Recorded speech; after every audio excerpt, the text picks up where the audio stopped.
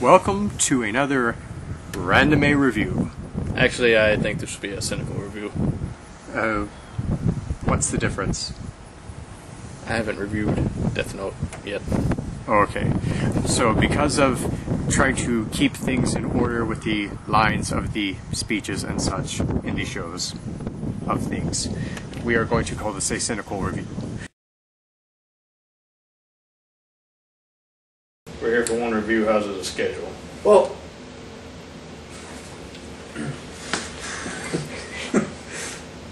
he left us an itinerary of what we were going to. Just do just repeat what happened, but this time be ready for it. Okay. In fact, I'd say that the only time that you ever see anything even coming close to budgetiness would be with the stop motion effects, which are done by Douglas Beswick. Amazingly enough, he is the only major person involved with this film whose name is not James. Yes. I know, Christian Bale is, roar Batman, but he was better in this film than he certainly was in The Dark Knight, which I think is the worst Batman film ever made. But let's try. Just see if we can use otaku powers or Reviewniverse powers, whatever we have. Oh, I'm calling on the transition into a crossover. Oh, hello, Claymore Cutlass.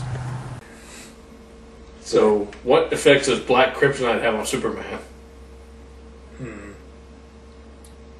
Terms and gangsta. Is this going to go anywhere? It's much more comedic at the beginning whenever the actors were just starting to act, literally, with such great lines as, "How is everyone?" Or, "What happened to the transponder?" Oh, I forgot it. I don't know, I think you're putting too much life into those lines. You're not quite conveying how bad they were. So we're going to hear the sound. Okay, Mitch, say, wait a second, my otaku senses are going off. Hold on a second. I guess we'll have to agree again or something. No. Okay, but we'll still look at each other. This is going to be a bargain review style editing here. Yes, good. That stop motion was nearly on the same level of the original Jurassic Park stop motion tests that they were using, because originally they were going to use stop motion for the dinosaurs until someone suggested using CGI, and even then, I don't think there's been a single movie that's come out since Jurassic Park that's been able to use CGI in such a good way. I love that band. Of course, you have to decide whether I'm talking about the band Kansas or the band Korn. Okay.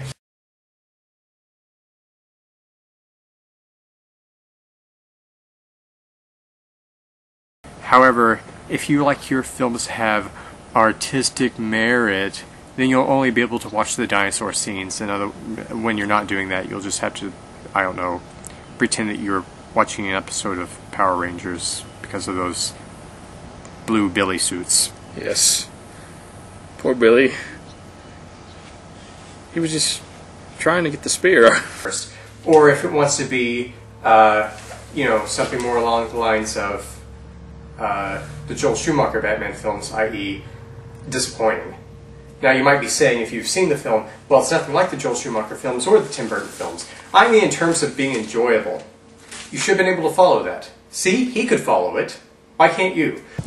It seems like originally they were just going to have him be a minor character that was just in the background, but as the movie continued, he slowly became more and more of the lead character. Right, I mean, he has this almost Moses-like aura to him that really, and by Moses, of course, I mean Charlton Heston, that really makes him stand out as someone who you would actually pay to act. I really would expect a bit more from the film that says Batman. Then again, I have seen a bit less, so it falls somewhere in the middle, and you leave semi-content and go to see it multiple times in theaters. At least that was my experience. In fact, I brought some people to go see it with me. It was all fun and exciting, and it was like, hey, people, this is Batman. And then after we walked out, I was like, well, it's kind of Batman. He wasn't killed instantly once he hit the water. Yes. By the dinosaur that decided to eat her, but didn't eat him when he was coming back. Yes, and then apparently there was 2 seconds where he felt remorse for her following him out there. And that grief was so great, he decided to leave his shirt behind. I can't understand you. Why is it? Harumph, harumph, harumph. I didn't hear harumph out of that guy. Give the governor harumph, harumph. Well, anyway. But for all the movie's flaws, it does end with a naked 3-year-old boy wandering around.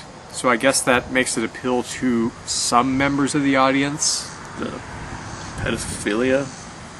You watch Batman, Batman Returns, Batman Forever, Batman and Robin, Batman Begins, The Dark Knight. They're all about basically the same thing.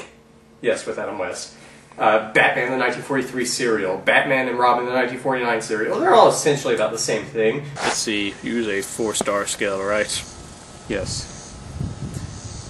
So I'll give it the full 4 stars as far as an entertainment value, and as far as technical merits, I guess I'll give it a half a star. All for the stop motion. Yes. So, I think we have to get one more rating. Mr. What are you doing, Mr. Cutlass? Please put your shirt back on.